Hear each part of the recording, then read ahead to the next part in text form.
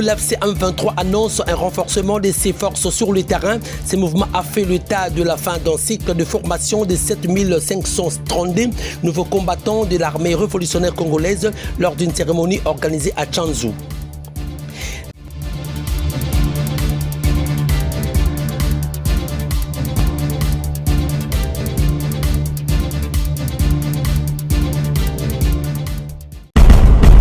Au Nord Kivu, le gouverneur nommé par l'RC M23 Bahati Musunga s'est rendu à Kachiro dans les zones de Bwito et Mweso en chefferie de Bashilo ce samedi 14 février 2026 pour échanger avec la population locale, territoire de Rutshuru et Masisi dans le Nord Kivu. Ni kuita baba vijana wetu benye bako nakimbia pamoja na FDLR benye bako nadanganya baache iba raia yetu baache iba mabotike za population mubaambie bakuye ni karibu bakuye mujeshi yetu bakuye tubafundishe baende mujeshi ya mzuri jeshi yenye nayo kama inapaswa protéger population.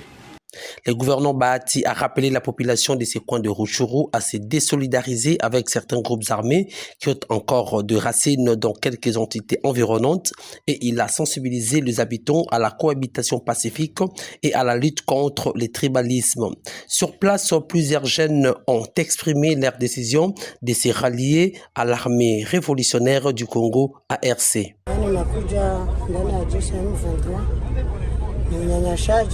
Kwenda shambani wanakupiga, wanakufunga, wanakuua na ufanye kitu. Ndio na mimi napenda wale wa rebere ni wapige, ni waangaishe, wakose amani. Barebele gani? Barebere wa semse. Ndio na mimi wanaacha nasipata amani mukaaji wangu. 9 combattants de la rébellion de l'AFC M23 se sont rendus volontairement au Wazalendo le dimanche 15 février 2026 à Chanjikiro dans la localité de Banamukema, groupement Kisimba.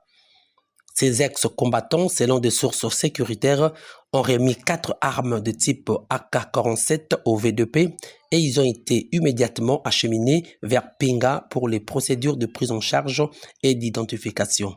Ces redditions font suite à la pression militaire exercée par les forces armées de la République démocratique du Congo et FARDC sur les positions de rebelles de l'FC M23 autour de Pinga. Le site de Mpeti et de Minjenje, considérés comme de base logistique majeure de l'FC M23 dans cette partie du territoire de Walikale, figure parmi les principales cibles de ces opérations militaires.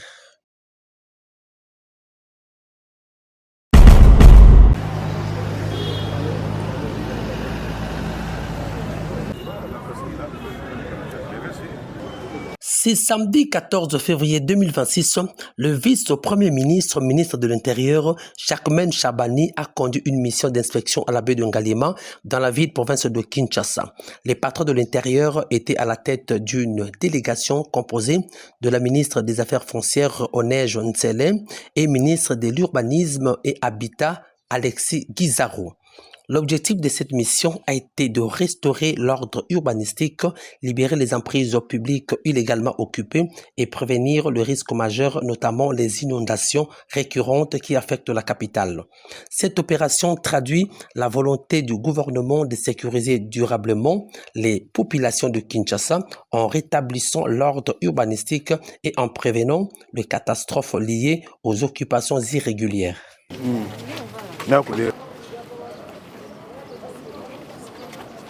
Tout ça c'est lui, hein. Tout ce que tu vois. Oui, ça c'est lui. Ça c'est lui. Tout ça. Oui, tout ça. Aux hommes, même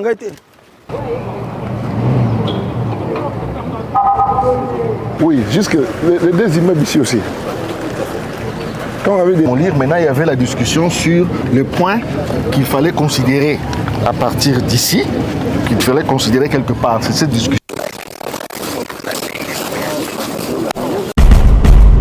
Le vice-premier ministre, ministre de l'Intérieur, Jacquemain Chabani, a présidé ce même samedi 14 février 2026 une réunion consacrée à la démolition du site Pakadjouma dans la commune de Limité avec le ministre provincial de l'Intérieur, ministre provincial des Infrastructures, celui de l'Environnement, le commissaire provincial de la police nationale congolaise ainsi que le commandant de la 14e région militaire des forces armées de la République démocratique du Congo FARDC.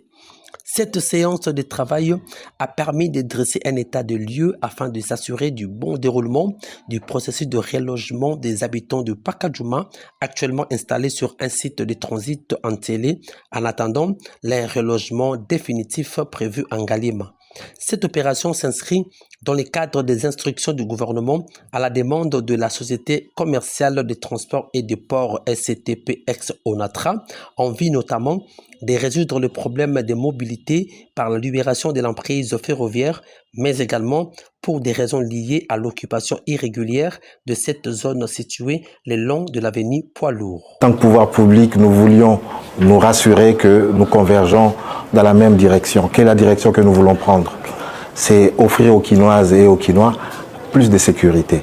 C'est permettre aux Quinois justement de mieux se déplacer, notamment en relançant le trafic ferroviaire. C'est aussi nous assurer que les Quinois soient garantis, qu'on leur garantisse une meilleure santé publique en évitant un foyer, notamment le foyer de choléra. C'est pour assurer aux Quinois la sécurité. Vous vous rappelez, il y a quelques jours, il y a eu un incendie non loin de là, à Pakajouma, qui a causé à peu près des dégâts matériels importants. Une cinquantaine de maisons ont été incendiées. Tout ça parce que les normes urbanistiques n'ont pas été respectées. Nous voulons aussi nous assurer que tout ce qu'il y a comme insécurité, que ce soit sur les avenues de Poids-Lourd et l'avenue Flambeau, que nous mettons fin à cette insécurité récurrente. Donc en tant que pouvoir public, notre responsabilité première, c'est de garantir la sécurité des personnes et de leurs biens. Nous voulons aussi nous assurer que l'assainissement ne soit pas méprisé, parce que la plupart des immondices de Pakajouma finissaient dans les caniveaux sur les longs du boulevard de Poids-Lourd, l'avenue Congo-Japon. Donc nous voulons absolument, avec cette action de démolition, répondre à tous ces impératifs d'ordre public. Mais nous n'ignorons pas la détresse humaine qui va avec. C'est comme ça que nous prenons toutes les dispositions pour alléger un tant soit peu la misère qui a suivi cette démolition. Le gouvernement central viendra en appui à la ville qui a déjà identifié un site, qui a déjà commencé un processus d'identification de toutes les personnes qui étaient concernées par ces démolitions. Et c'est le processus que nous sommes venus faire ici pour essayer de faire en sorte que le site soit viabilisé avec des latrines, avec des points d'eau et un minimum d'habitat.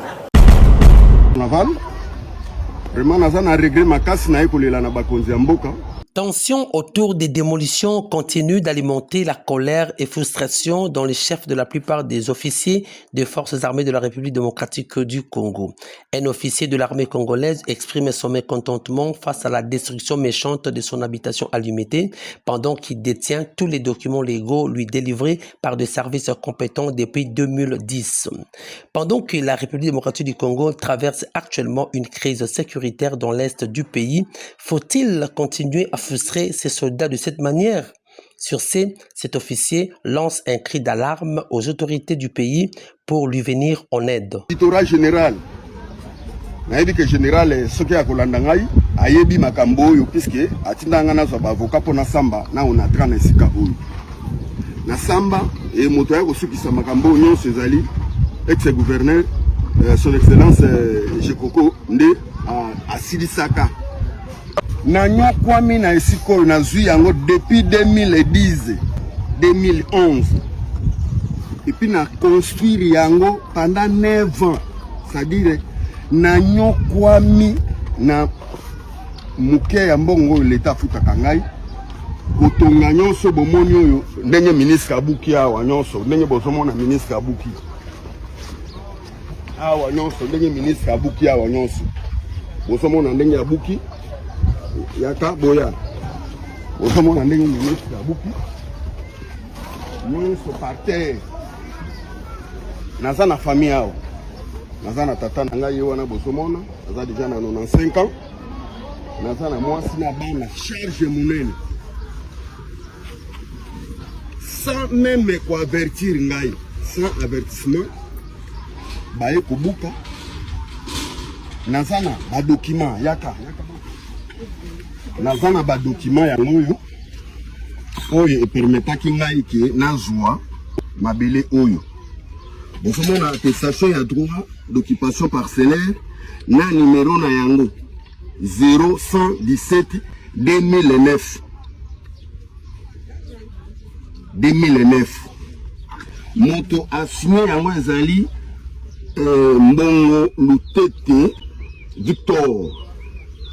Bokando bozo komona attestation de droit d'occupation parcellaire. Yango wana oyo document oyo ezali notification ya avis urbanistique ya ville ya province ya Kinshasa. Avenue Forgeron Sokopao 1 limité Kinshasa.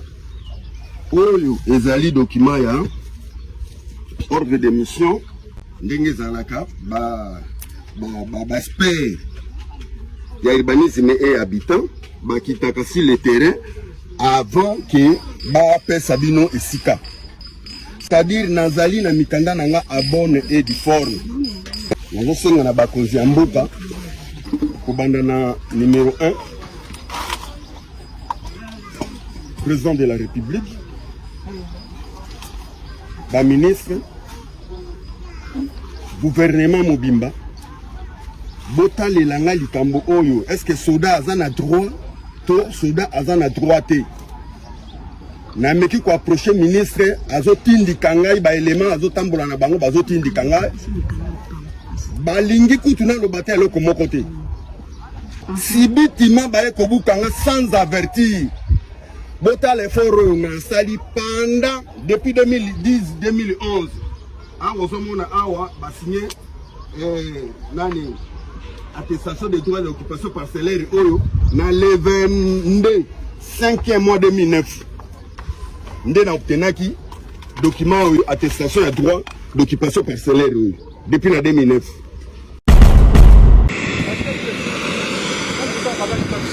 Le ministre de la Justice et garde des Sceaux, Guillaume Ngefa, et son homologue de la communication et médias, Patrick Mouyaya, porte-parole du gouvernement, sont arrivés à Kolwezi dans l'après-midi du samedi 14 février 2026 pour participer à la messe d'inauguration de la nouvelle cathédrale Sainte-Marie, Reine de la Paix. Les membres du gouvernement souminois ont été accueillis à l'aéroport de Kolwezi par le ministre provincial de l'Intérieur et Sécurité, Roy Kaumba Philippe.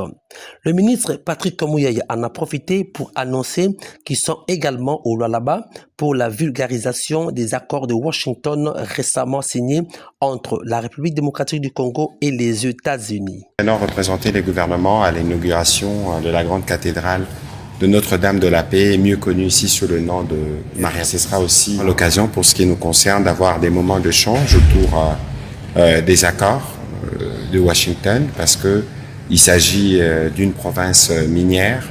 Il sera aussi question de faire un peu de pédagogie pour comprendre la stratégie du gouvernement qui permettra ou qui permet déjà d'avoir des infrastructures comme celles que nous avons ici. Et nous pensons que tout le potentiel minier qu'il y a dans cette partie du pays, avec les investissements qui pourront être dégagés des accords de Washington, on pourra davantage créer de l'emploi et créer des opportunités pour nos jeunes qui sont dans cette partie. Voilà l'objet essentiel de la visite. Dans la province de la Chopo, le gouverneur Paulin Lendo Ngolia a lancé ce samedi 14 février 2026 officiellement des travaux d'un ambitieux projet agro-pastoral et industriel à Banalia. C'était au cours d'une cérémonie organisée sur le lac de Laro Wimi. Les autorités provinciales présentent cette initiative comme un levier stratégique pour stimuler la production locale, créer des emplois et renforcer l'industrialisation de la province de la Chopo. Les grands projets dont il est question ici visent essentiellement à assurer la production agricole, halieutique et pastorale dans la province de la Chopo à travers la mise en place d'un programme de développement de l'agriculture qui passe par la création de fermes ou parcs agricoles, l'amélioration de la production de cultures vivrières et industrielles, la gestion durable des terres agricoles, à assurer et développer la pêche commerciale et industrielle qui passe par l'amélioration de la gestion des ressources halieutiques et l'investissement dans des infrastructures de transformation du poisson aux fins d'accroître la production et d'approvisionnement des marchés locaux, régionaux et internationaux. Ces grands projets dont vous avez la grâce et la chance de recevoir dans votre territoire n'est ni celui de Paulin Ndogolia Leba Abonga que je suis, ni celui du gouvernement provincial de la province de la Chopo, moins encore celui de quiconque qui soit caché ou déguisé. C'est votre projet à vous. Je dis bien, c'est votre projet.